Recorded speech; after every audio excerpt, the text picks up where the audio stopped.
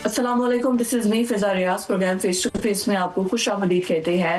Donald Trump का दौरा-ए अमरीका, Beijing जाने से पहले ये खबरें बिल्कुल ज़ेरे गर्दिश थी कि शायद ईरान की सूरत-ए-हाल में कुछ तब्दीली आएगी और अमेरिका और जो ईरान है उसमें आपस में ताल्लुकात तय पा जाएँगे और उसके बाद जो है वो डोनाल्ड ट्रंप रवाना होंगे चाइना के दौरे के लिए। क्योंकि उसके लिए ज़रूरी बात ये थी कि चाइना जाके कुछ तो डोनाल्ड ट्रंप ने शो करना था ना कि वो एक वॉर को ख़त्म करके आए हैं, लेकिन ऐसा कुछ भी नहीं हुआ। लेकिन जो अहमियत का दौरा उनका इस वजह से था कि डोनाल्ड ट्रंप को ऐसा लग रहा था कि जैसे ये एक बिज़नेस डील होने जा रही है। इसी वजह से चाहे वो एप्पल के सीईओ, चाहे वो टेस्ला के सीईओ, जितनी भी बिज़नेस कम्युनिटी थी, उस गेस्ट लिस्ट के अंदर अगर कुछ चेंजेस आ रहे थे, तो वो पॉलिटिकल गेस्ट लिस्ट में नहीं आ रहे थे, सिर्फ बिज़नेसमैन्स को वो अपने साथ लेकर जाना चाह रहे थे। और बाद में हमने मुख्तलिफ वीडियोज़ भी देखी जिसमें जो एलॉन मस्क है, वो चाइनीज़ टेक्नोलॉजी से और उनके इंफ्रास्ट्रक्चर से इम्प्रेस्ड होते नज़र आ रहे हैं और सब बहुत ज़्यादा जो है वो चाइनीज़ इंफ्रास्ट्रक्चर, फिर उनका फूड हो या फिर उनकी मुख्तलिफ चीज़ें उनसे इंस्पायर्ड नज़र आ रहे थे। तो ये दौरा कितनी अहमियत का हामिल था और ख़ास तौर पर इस दौरे के बाद आगे क्या चेंजेस आने जा रहे हैं, जो ईरान की सूरत-ए-हाल है, इस पर हम बात करेंगे। आज के मैं अपने गेस्ट के इंट्रोडक्शन की तरफ चलती हूँ। हमारे साथ ब्रिगेडियर रिटायर्ड मसूद अहमद खान साहब ने हमें प्रोग्राम में ज्वाइन किया है। Sir, welcome to the show. और हमारे परमानेंट पैनलिस्ट शहजाद हुसैन भट्ट साहब हमारे साथ प्रोग्राम में मौजूद हैं। आप दोनों को खुशामदीद कहते हैं। ब्रिगेडियर साहब, मैं सबसे पहले आपकी तरफ आती हूँ। एक तरफ तो डोनाल्ड ट्रंप चाइना का दौरा है। अब इसमें 2 अहम दौरे मैं एक ही सवाल में रख देती हूँ। दूसरी जानिब यूएई में भी जो है वो जो नेतन्याहू है उसका भी दौरा है। मैं चाहूँगी आप उस पर भी कमेंट कर दें कि वो दौरा कितनी अहमियत का हामिल है। लेकिन सबसे पहले जो चाइना की जानिब से बराबर करवाया गया है कि स्ट्रेट ऑफ हॉर्मुज़ हम ओपन करवाने को तैयार हैं अगर आपको हमारी सर्विसेज चाहिए। और उन्होंने चाइनीज़ गवर्नमेंट की जानिब से, शी जिनपिंग की जानिब से इस चीज़ को बराबर करवाया गया है कि हम ईरान से बहुत ज़्यादा तेल खरीदते हैं और हम आगे भी तेल खरीदने का इरादा रखते हैं। तो स्ट्रेट ऑफ हॉर्मुज़ अगर आप चाहते हैं खुलवाने में तो हम आपकी मदद कर सकते हैं। दूसरा, बोइंग जो तैयारे हैं उनकी खरीदारी है। इस ओवरऑल पूरा जो चाइना का दौरा है, आप क्या समझते हैं, विन विन कौन रहा, चाइना या डोनाल्ड ट्रंप? ईरान के ऊपर हमने देखें जो कंसेंसस देखा कि दो इंपॉर्टेंट चीज़ों पर दोनों ने एग्री किया है कि वो चाहते हैं कि ईरान न्यूक्लियर बम न बनाए, इस पर एग्री करते हैं। और सेकंड, उन्होंने कहा स्ट्रेट ऑफ हॉर्मुज़ को खुलना चाहिए। तो आज उससे ये इंडिकेशन भी आया, अब्बास अरागची ने भी बात की है, बाकी भी कह रहे हैं कि भाई स्ट्रेट ऑफ हॉर्मुज़ अब उन्होंने कहा कि खुल गई है। और उन्होंने ये बात की है कि इट इज़ ओनली ब्लॉक किया है जो उनके एडवर्सरीज हैं, जो उनके खिलाफ जो उन्होंने लड़ाई में हिस्सा लिया। तो बाकी उन्होंने कहा इसे खुली है। तो जैसे कि 30 शिप्स गुजरे हैं, ऑल्दो जो डेली 100 से 150 शिप्स गुजरते थे तो वो कम है।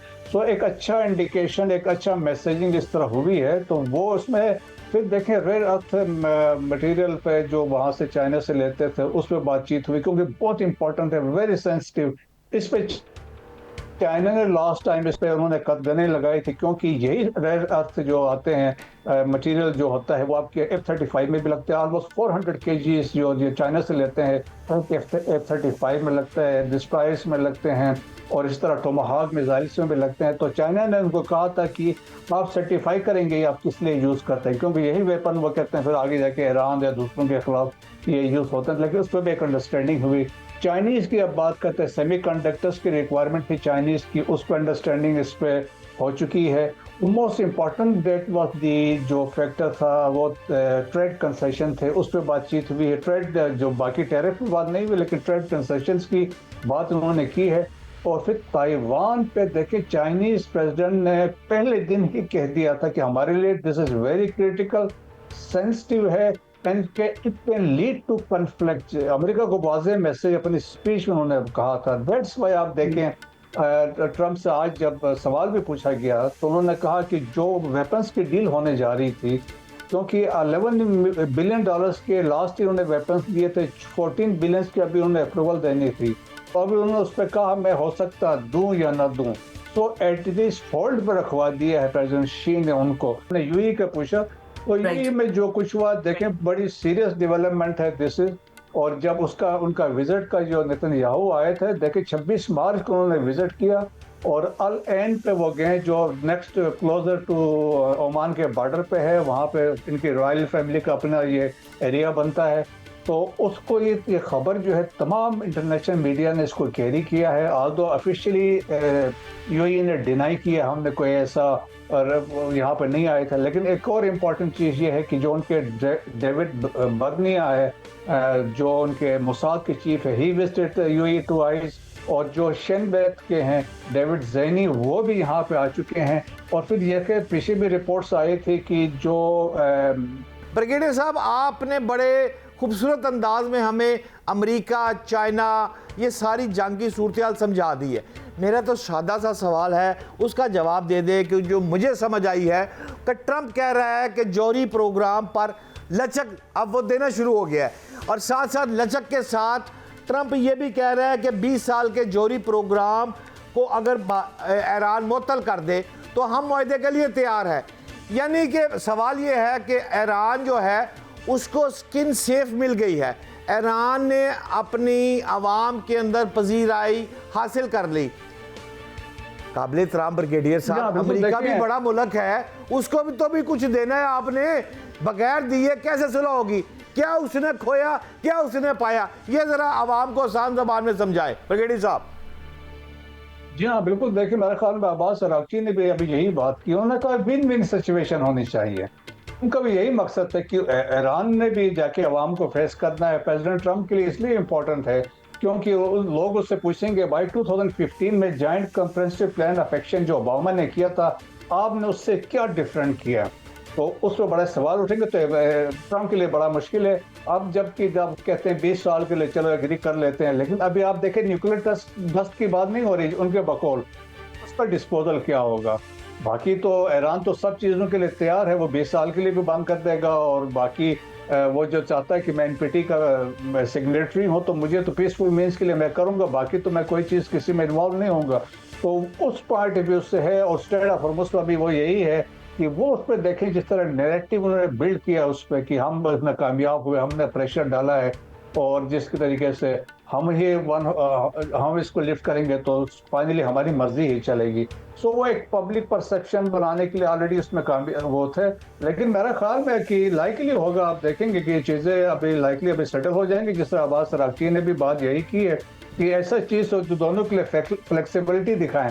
तो मेरे ख्याल में ईरान ने पहले बड़ी सारी फ्लेक्सिबिलिटी दिखाई थी। इनिशियल 14 पॉइंट थे, उसमें फ्लेक्सिबिलिटी आप ही 5 पॉइंट्स पे भी अभी भी ईरान का फोकस है। लेकिन उसमें एक न्यूक्लियर था, न्यूक्लियर उन्होंने सेकंड फेज में लेके गए थे। फर्स्ट फेज में उन्होंने स्ट्रेट ऑफ हॉर्मुज़ की बात की थी और उस पर अभी अपनी सोवरेनिटी की बात की है। तो अब देखिए जो लेटेस्ट डेवलपमेंट है 6 अरब ममालिक ने they have written a letter to secretary general, जिसमें ओमान शामिल नहीं है। बाकी जीसीसी में उसमें जॉर्डन शामिल हुआ है, और उन्होंने इसका कहा है कि स्ट्रेट ऑफ हॉर्मुज़ का फैसला यूनाइटेड नेशन के मुताबिक होना चाहिए, क्योंकि ये एक मुल्क इस पर फैसला नहीं कर सकता है, इसको इसको कंट्रोल नहीं कर सकता है।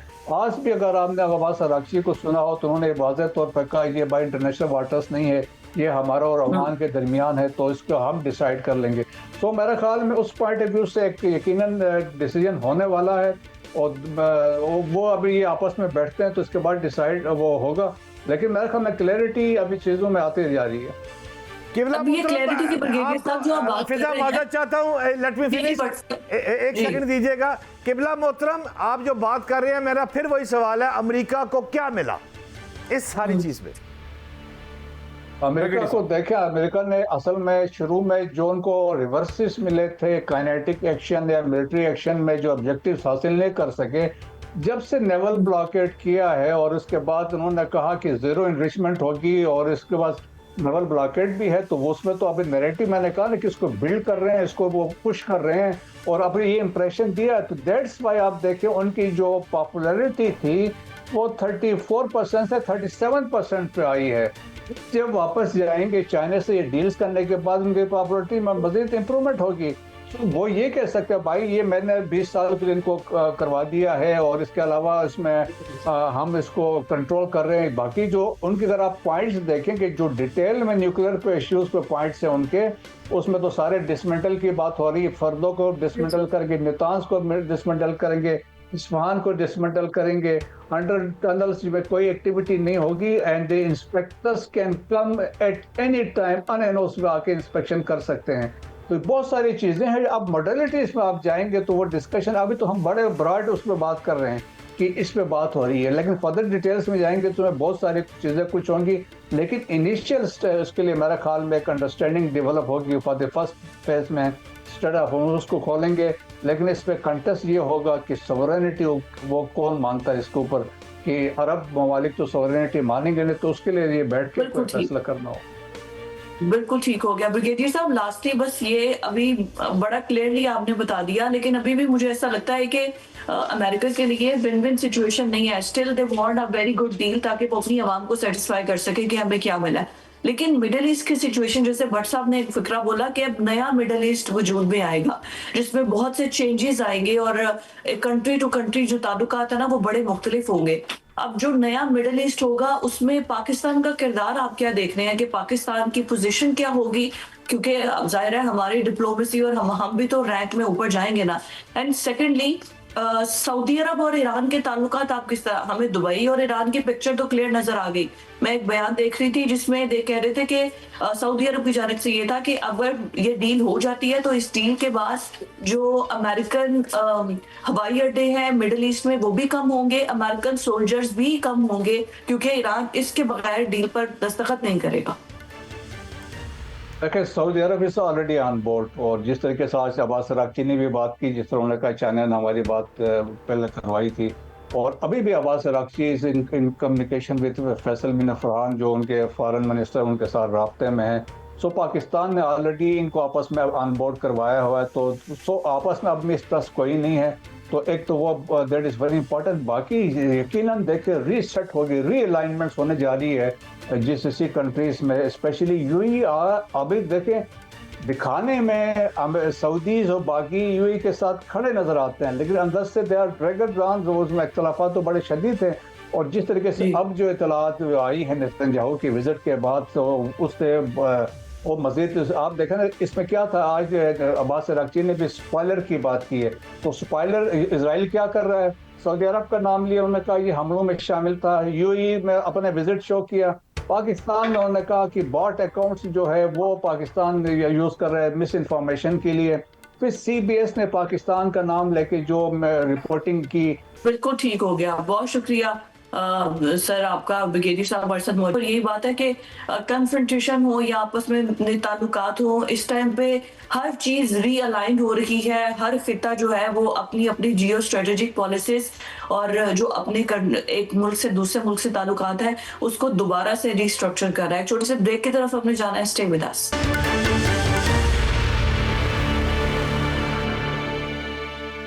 ब्रेक के बाद आपको खुश आमदीद कहते हैं। जैसे फर्स्ट हाफ में हम बात कर रहे थे कि डोनाल्ड ट्रंप का दौरा चाइना बहुत अहमियत का हामिल इस वजह से है क्योंकि जितना बड़ा डेलीगेशन आई थिंक ये बिजनेस डील करने के लिए गया था, कि आपको हर टॉप का बिजनेसमैन नजर आता है और हर बिजनेसमैन के चाइना के साथ अपने अलग से ताल्लुकात भी हैं। लेकिन जब वो ट्रंप के साथ गए तो उसके बाद ये था कि पता नहीं हम कितने बड़े बड़े मुआहदे कर लेंगे जाके। और चाइना जिस तरह मिडिल ईस्ट के जब दौरे पर डोनाल्ड ट्रंप गए थे, सऊदी अरब का दौरा जब किया था, दुबई का, ओमान का, किस तरीके से वो बिछ गए थे और कैसे डॉलर्स की बरसात कर दी थी। तो कुछ ऐसा ही एक्सपेक्ट कर रहे थे डोनाल्ड ट्रंप, इस वजह से इतने बड़े बिजनेसमैन को साथ लेकर गए थे। लेकिन आखिर इनका ये दौरा है कि इसको क्या कामयाब है या फिर इसमें क्या विन विन सिचुएशन रही, जैसे हम बात कर रहे थे कि क्या चाइना ने अपना स्टांस जो है वो बराबर करवाया या फिर डोनाल्ड ट्रंप ये जो बोइंग 200 तैयारों की डील की बात कर रहे हैं वो उनके लिए सबसे बड़ी कामयाबी थी।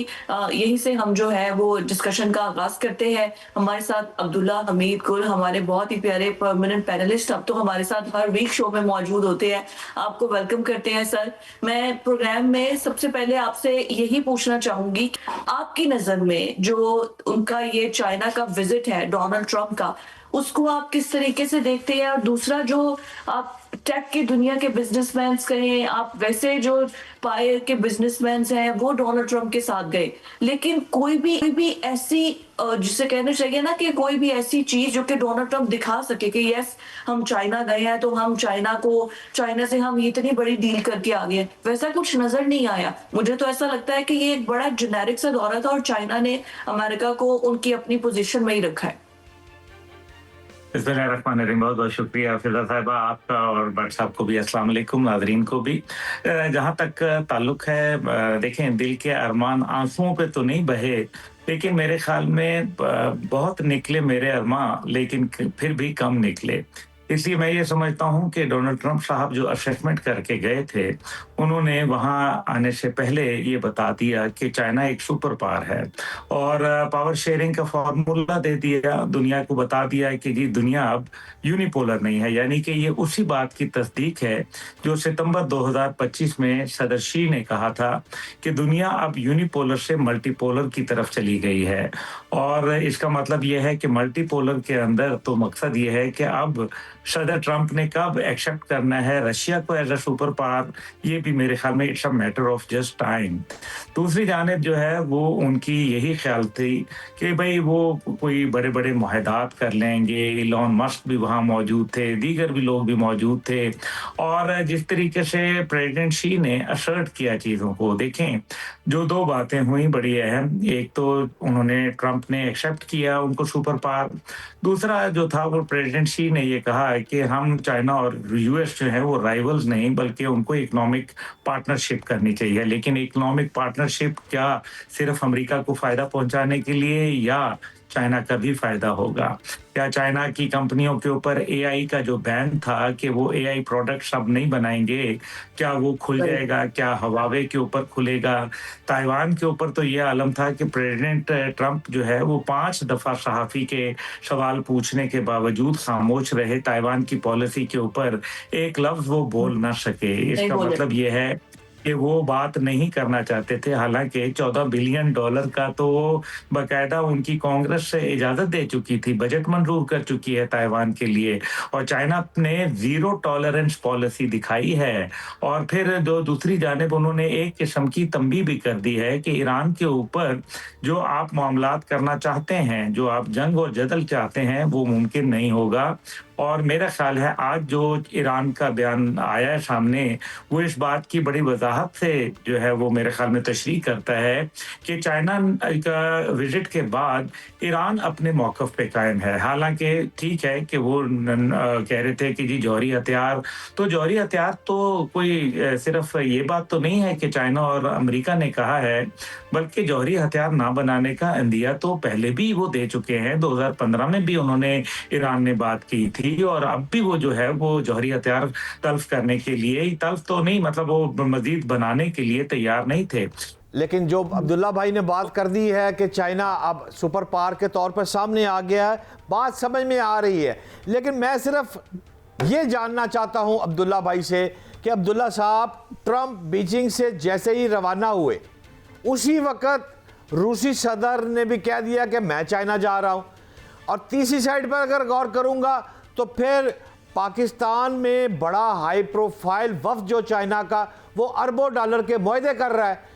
तो मेरा पाकिस्तान कहां खड़ा है? इन तीनों सूरत हाल को जरा कंपैरिजन करके कुछ तज्जिया पेश करेंगे अब्दुल्ला भाई? देखिए भट्ट साहब, बहुत बहुत शुक्रिया। जहाँ तक पाकिस्तान खड़ा है, पाकिस्तान तो बहुत ही, जिसको कहते हैं ना कि वो किंग पिन है। एक वो जो लोग मैकेनिकल इंजीनियरिंग जानते हैं उनको पता है कि किंग पिन होती है, एक मास्टर पिन होती है जिससे तमाम चीजें जुड़ी रहती हैं। एक तरफ अगर चाइना है तो दूसरी जानिब रूस है, एक तरफ अमेरिका है तो ईरान है तो मशरिक वुस्ता है। इन सब के दरमियान में अगर साउथ ईस्ट एशिया के ह्यूमन रिसोर्सेज हैं तो उसके संगम पर पाकिस्तान है। अगर जो सेंट्रल एशिया के नेचुरल रिसोर्सेज हैं तो उनके बॉर्डर के ऊपर पाकिस्तान है। और इसी तरीके से अगर गल्फ के ऑयल एंड गैस रिसोर्सेज को देख लिया जाए तो वहां भी पाकिस्तान है। इसी वजह से सी पैक हो या बेल्ट एंड रोड इनिशिएटिव हो, पाकिस्तान के बगैर वो अधूरा है। इसलिए पाकिस्तान का किरदार मजीद बढ़ता हुआ नजर आ रहा है। अब आप देखें कि रूसी सदर पुतिन जो है वो वहां का दौरा कर रहे हैं, और उसका मकसद क्या है? उसका मकसद यही है कि अमेरिकन प्रेसिडेंट के बाद ये दौरा जो है ये ईस्ट की ताकत को मजीद तकवीत देगा। और क्योंकि एक न्यूक्लियर मुल्क है पाकिस्तान, इसलिए इसके पास अस्करी कुव्वत भी है और ये एक विनिंग पेडेस्टल के ऊपर बात कर रहा है। हम जंग जीत के आए हुए हैं और हम एक बड़ा अपने आप को हमने मुआशी सतह के ऊपर अब अपने आप को मजीद उजागर करना है, लेकिन हमने सिफारती सतह के ऊपर अपनी कामयाबी दुनिया को मनवाई है। इसलिए अब जो पाकिस्तान का किरदार है, मैं समझता हूँ कि वो बहुत ज्यादा मुस्तहकम होने जा रहा है, खास तौर पे जब अमेरिका एक कमजोरी का रास्ता इख्तियार कर गया है। अब जब उन्होंने एक्सेप्टेंस कर ली है एक सुपर पावर की, तो इसका मतलब यह है कि अगर शेयरिंग को देख लिया जाए तो रशिया और चाइना जो है, आपको पता है उनका आपस में बड़ी का जो है वो एक नजरिए के लोग हैं मोर और लेस। और अगर रशिया और चाइना एक पेज पे हैं तो 66% दुनिया का शेयर उनके पास चला जाता है और 34% शेयर अमेरिका के पास बच जाता है, विच ऑलरेडी मतलब इंडिकेट्स कि फिर अमेरिका जो है वो एक जिसको कहते थे ना कि वो वेस्टर्न हेमिस्फीयर के ऊपर ही रह जाएगी और वो शायद वहां भी उनके लिए मुश्किलात में इजाफा होगा। अब अगर डोनाल्ड ट्रंप के हवाले से देख लें कि ये 200 जहाज़ों की बात की है, तो 200 जहाज़ तो चलें चाइना ने कहा है, लेकिन चाइना इसके अलावा क्या चाहता है? देखें, चाइना ये चाहेगा कि ट्रेड टैरिफ के ऊपर क्या बात की गई, कितना ट्रेड टैरिफ उनको कम करना पड़ेगा और चाइनीज मसनूआत जो वहां बनेंगी अमेरिका के अंदर जो मेड इन अमेरिका होंगी, लेकिन जो है वो टेक्नोलॉजी जो है वो चाइना होंगी, तो उसका क्या इम्पैक्ट पड़ेगा और फिर वो कितने % पैसा जो है वो चाइना बैक होम लेके चले जाएंगे, तो फिर अमेरिका को क्या मिलेगा? छनकना। तो मकसद यहाँ ये है कि ये एक बड़ी गेम है जिसको समझने की जरूरत है। जो उनके प्रिंसिपल स्टांस थे, यानी कि रीजनल हेजमनी जो कायम करना चाहता था अमेरिका, वो तो उन्होंने उड़ा दी, ताइवान के ऊपर भी उड़ा के रख दी और साथ ही साथ जो है वो ईरान के ऊपर भी उड़ा के रख दी। अब रहा जो उनका जंग का कॉन्सेप्ट, तो उन्होंने बड़ा वाज़ेह कर दिया कि जंग वंग से कोई फायदा नहीं होगा और अगर खुद अमेरिकी रिपोर्ट्स ये कह रही हैं कि 70% मिसाइल मौजूद हैं ईरान के पास, तो अभी सिर्फ 30% ने जो है वो 40 दिन जंग रखी, तो ये 70% जो है ये फिर कितने दिन जंग रखेगा और क्या ये जंग जो है फिर अमेरिका के और उसके बगल बच्चा जो है इजराइल उसके हक में बेहतर होगी? अमेरिका के लेकिन ये भी तो ट्रम्प की जानिब से कहा गया है कि चाइना ने बराबर करवा दिया है कि वो अब ईरान को मजीद असलहा जंगी साजो सामान नहीं देगा। तो ये जो वादा चाइना ने कर दिया है, इसके बाद आपको क्या लगता है इसका इम्पैक्ट क्या होगा और क्या वाकई चाइना कोई हेल्प नहीं करेगा ईरान की? देखिए, गलत किया, फिर वादे पे एतबार किया, ये तो डोनाल्ड ट्रंप साहब ने कहा है ना, चाइना ने क्या कहा है? और फिर क्या चाइना ने ये भी कहा है कि वो किसी सूरत कोई वेपन नहीं देगा उनको या टेक्नोलॉजी भी नहीं देगा, और अगर ईरान को टेक्नोलॉजी दी तो फिर उसका क्या बनेगा, और अगर वो जो रूस से खरीदेगा उसका क्या बनेगा, और क्या जो है अमेरिका अपने तमाम वादे जो है वो पूरे करेगा, क्या वो निभाएगा जो इसने अभी डोनाल्ड ट्रंप साहब ने चाइना के दौरे के अंदर अखज़ किया? और अगर वो नहीं निभाएगा तो फिर क्या जो है चाइना भी पाबंद रहेगा अपने वादों के ऊपर कायम रहने का? तो गजब किया, तेरे वादे पे एतबार किया, कौन जीता है तेरी जुल्फ के सहारे। अब्दुल्ला साहब ठीक कह रहे हैं आप। हालात तो वहां पर ये थे कि जो अमेरिकी वफ्द था वो चीन में जासूसी के डर से अपने लैपटॉप और मोबाइल जो है वो भी चार्ज पे लगाते हुए वो घबरा रहे थे और वो अपने नफ्सियाती खौफ जो है वो उन पर सवार था। मैं आपसे ये जानना चाहता हूँ अब्दुल्ला साहब कि 3 विक्ट्रियाँ ईरान की और 3 विक्ट्रियाँ अमेरिका की, क्या कोई 6 विक्ट्रियाँ हुई हैं या कोई ऐसी बात नहीं है, ईरान ही फातेह है और अमेरिका लूज़र है? आपकी ज़ाती राय क्या है वैसे अब्दुल्ला साहब? देखिए, अगर जंगी सतह के ऊपर मैदान जंग में देखा जाए तो यकीनन अमेरिका को मैं ज़रूर कहूँगा कि उसने ज़्यादा डैमेज पहुँचाया, क्योंकि मेनलैंड अमेरिका को तो कोई नुकसान नहीं पहुँचा। लेकिन अगर मैं सिफारती सतह पे देखूँ तो उसने चाइना को सुपर पावर मानने पर मजबूर करवा दिया ईरान ने जो है अमेरिका का जो भरम था वो खाक में मिला दिया। अमेरिका का जो एक ऑरा था वो चकनाचूर हो गया। जो उनकी सुपर पावर का स्टेटस था वो ब्रेक करके रख दिया। ये बात मेरे ख्याल में इससे बड़ा नुकसान शायद मैदान जंग के अंदर, तो वो तो जैसे होता है ना, किसी को एक मुक्का लग जाता है तो उसकी आंख जो है वो उसके ऊपर निशान बन जाता है। लेकिन एक नुकसान वो होता है जब आदमी की इज्जत चली जाती है। जब इज्जत चली जाती है तो I remember my father saying कि वो ये कहते थे कि if you lose money you lose nothing, if you lose your health you lose something, but if you lose your honour and dignity you lose everything. So I would say इस सारी जंग के अंदर America is the net loser. मैं नहीं कहूंगा कि वो 3 कौन सी विक्ट्रियां हैं, लेकिन मुझे ये पता है कि अमेरिका अपनी टेक्नोलॉजी को उस अंदाज में असर्ट नहीं कर पाया, क्योंकि उसने जो F-35 बनाए थे वो तो कॉम्प्रोमाइज हो गए। उसने जो F-15 इनविंसिबल बनाया था वो तो शोल्डर फायर्ड मिसाइल से खाक में मिल गया। हमने देखा कि केसी जो 135 जैसे जहाज थे और C-3 जैसे $500 बिलियन के जहाज थे वो तो खत्म हो गए। और यही वजह है कि अरब दुनिया का भरोसा टूट गया अमेरिकन सिस्टम के ऊपर, और ये दुनिया एक नए वर्ल्ड ऑर्डर की। ये जो चाइना से सिर्फ अमेरिकी सदर वापस नहीं गए, बल्कि एक नया वर्ल्ड ऑर्डर जो उनका दिया हुआ वर्ल्ड ऑर्डर था 9/11 के बाद का, एट द एंड इवेंचुअली यही कहा जा सकता है कि जो चाहते थे शी जिनपिंग, जो इमेज या जो पिक्चर पूरी को दिखाना चाहते थे, वो ही सक्सेसफुल इन दैट, और उन्होंने दिखा दिया है। जो न्यू वर्ल्ड ऑर्डर की आप बात कर रहे हैं, और वही है बाइपोलर। अब ये नहीं रही उनका बयान, आपने जहाँ से गुफ्तगू का आगाज किया था, उन्होंने बस अपनी बात को ही सही करके दिखा दिया है। बहुत शुक्रिया अब्दुल्ला साहब आपके वक्त के लिए। और यही बात है कि अभी ट्रम्प के दौरे को चाहे इनका मीडिया कुछ भी कहता रहे, लेकिन जो समझते हैं जिस नौयत का ये दौरा था, जिस इंपॉर्टेंस का ये दौरा था, ट्रम्प खुद चलकर भी गए तो भी एट द एंड इवेंचुअली उनके हाथ में आया कुछ भी नहीं है। एक छोटे से ब्रेक की तरफ हमें जाना है। Stay with us.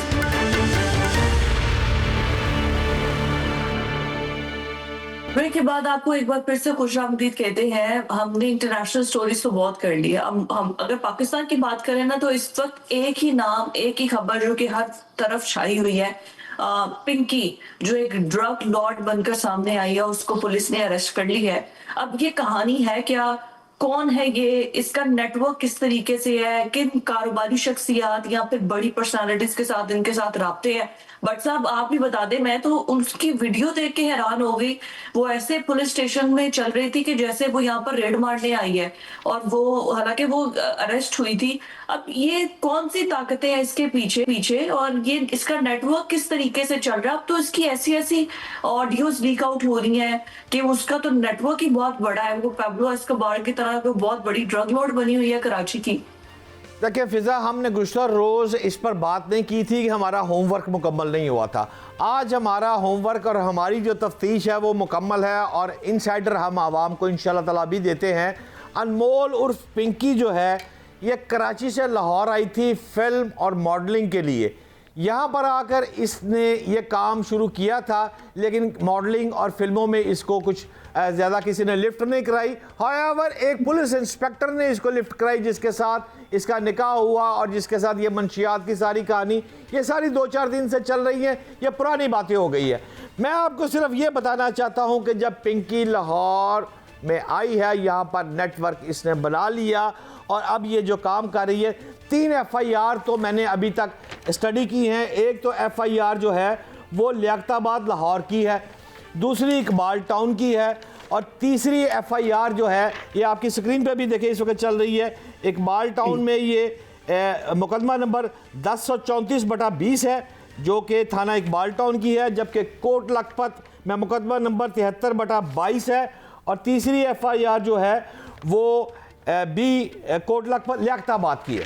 अच्छा, ये 3 FIRs को मैंने पढ़ने के बाद 3 केसेस जो लाहौर में हैं वो मैंने नोट किए हैं, वो हुए हैं।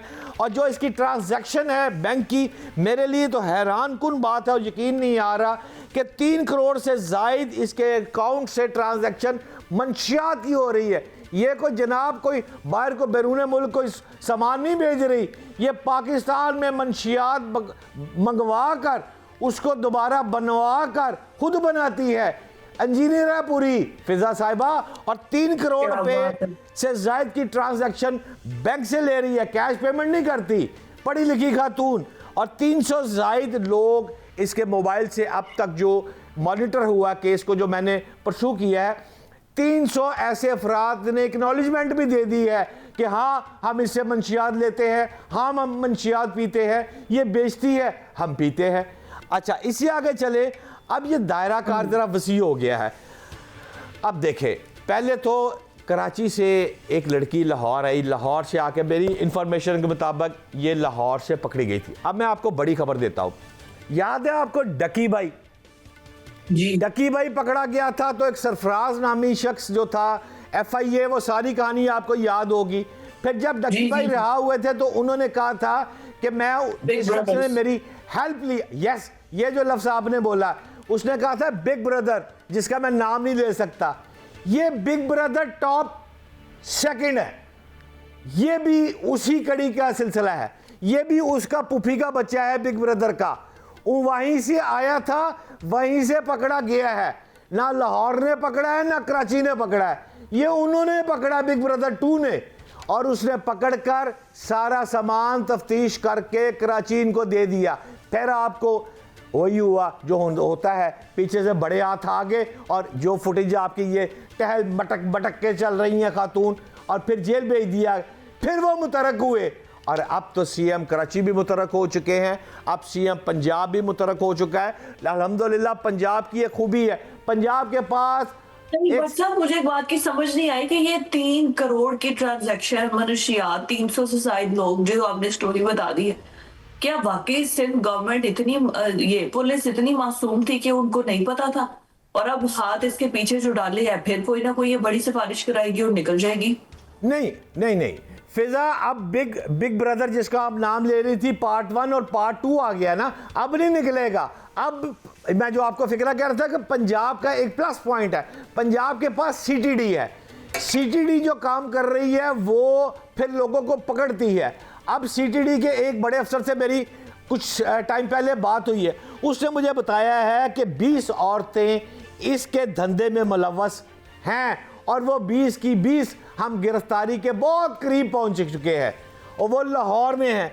अच्छा, इन्होंने ECL में 4 नाम डाल दिए हैं ताकि वो अफराद बाहर ना जा सके। कौन से बाहर अफराद?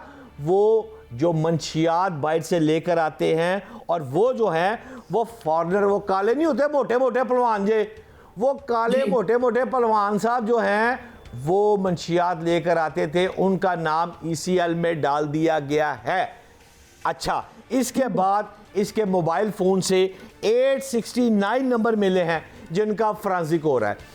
मैं कहना ये चाह रहा हूं कि अब जो सारा धंधा गया खुल और CTD हो गई है मुतरक, अब इसको लेके आना लाहौर, लाहौर में होनी है तफ्तीश मेरी इत्तला के लिए, और कोई बड़ी बात नहीं कि अगर इसके साथ ही आगे फरार करा ले। देखें, अगर तो इस केस में जो मंतकी इंजाम तक आपने पहुंचाना है इसको, और इसके पीछे जो बड़े लेवल के लोग हैं उनको पकड़ना है। और मैं आपको बता दूं, आपको सीधी बात, कि इसके पीछे जो मेरी इंफॉर्मेशन है, मेरे तो खैर पर जलते हैं ना, मैं किसी पर इल्ज़ाम नहीं लगा सकता, IG का नाम ले ले या मिनिस्टर इंफॉर्मेशन सिंध का नाम ले ले, उनसे ज़्यादा ताकतवर लोग पिंकी के पीछे हैं इस वक्त भी, जो उसको बचाने की कोशिश कर रहे हैं, जो कह रहे हैं फ्रांसिक ना हो। और ये सिलसिला अगर ऊपर से भी चढ़ गया, पिंकी को बचाने की कोशिश नहीं कर रहे हैं, वो खुद के सर बचाने की कोशिश कर रहे हैं। अब ये जो CTD का आप नाम बार बार ले रहे हैं भट्ट साहब, वो ये 1 लाइनर FIR का भी तो बड़ा चर्चा चल रहा है, वो भी जरा जाते जाते स्टोरी बता दें हमें। हाँ फिजा, बात यह है, मैंने उस वक्त रिपोर्टिंग शुरू की थी जब SHO इकबाल टाउन लाहौर में ताहिर आलम खान साहब होते थे, फिर वो IG इस्लामाबाद लग कर रिटायर भी हो गए हुए। मैं तब का मॉनिटर कर रहा हूँ इन FIRs को जो आपकी स्क्रीन पर चल रही हैं, पढ़ रहा हूँ ताहिर आलम खान साहब के ज़माने में, वो मेरे सोर्स होते थे, मोहसिन होते थे। मैंने अपनी ज़िंदगी में पहली दफ़ा एक FIR पढ़ी है जो आपकी स्क्रीन पर आ गई है, उसमें 1 लाइनर FIR जो उसका आप कह रही हैं, उस FIR में सिर्फ ये लिखा है कि हमें इतला मिली है कि ये कत्ल हुआ है। अच्छा, अभी मैं आपको एक बच्चे की तस्वीर दिखाता हूँ। एक शख्स अपनी वालदा, ये बच्चे का, ये तस्वीर जो आई है, ये बच्चा के गर्दन में सींग लगा भैंस का और वो बेचारा मर गया।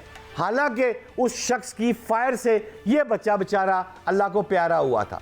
ये बच्चा दफना दिया गया। जब दफना दिया गया तो बाद मोहल्लेदारों ने बताया कि इसकी गर्दन पर वो सींग का निशान नहीं था, वो फायर का निशान था। सीटीडी फिर मुतरक हुई, वो खातून इसकी वालदा सीटीडी के पास गई। जब उन्होंने तफ्तीश की तो मुलजम तक पहुंच गई। फिर उन्होंने ये FIR काटी है और पाकिस्तान की तारीख की ये वाद FIR है जो कत्ल की FIR, एक लाइन की FIR कि हमें ये बताया गया है और हमें ये पता चला है कि बच्चे को मार दिया गया जिस पर FIR कटी। अब इसकी कब्र कुशाई होगी। जब कब्र कुशाई होगी तो फिर गर्दन पर जो फायर है वो निकलेगा। मैं कहना ये चाह रहा हूँ कि अब वो पुराने दौर ख़त्म हो गए हैं जब केसों को दबा दिया जाता था। वो पिंकी साहिबा, अब आपको जेल में वो चक्की पीसनी पड़ेगी। और जो आपके ऊपर बैठे हुए हैं बिग बॉस, उनको बिग बॉस को बिग ब्रदर पकड़ने आ रहा है और अगले 48 घंटे में, मैं कुछ ज़्यादा टाइम नहीं दे रहा, मुझे लग रहा है कि ये तफ्तीश 48 से 72 घंटे में सिंध हुकूमत ने कंप्लीट कर लेनी है। फिर वानी आनी है पंजाब की, जो मैंने आपको सारी FIR दिखाई हैं, ये सामने पड़ी। फिर जब केस ने होना ओपन तो वड्डा साहब जो फड़िया गया तो की करागे। बिल्कुल ठीक है भट्ट साहब, और यही बात है कि आप सीटीडी के किरदार को कुछ भी कह दें किसी भी तरीके से, क्योंकि इस पे बातें करने वाले भी बहुत है, लेकिन जो काम वो कर रहे हैं और जिस तरीके से इन्वेस्टिगेशन के पूरे मामला को वो लेकर चल रहे हैं, तो ये जो क्राइम फ्री जोन आपको नजर आ रहा है ना, ये ना कहीं इनकी भी मेहरबानी है और इनकी भी शफकत है, जिसकी वजह से हम क्राइम फ्री और लाहौर को या पंजाब को कहते हैं और इसका क्रेडिट भी पंजाब गवर्नमेंट को जाता है। आज के प्रोग्राम से इतना ही, मुझे और शहजाद को इजाजत दीजिए। कल मुलाकात होगी। अल्लाह हाफिज।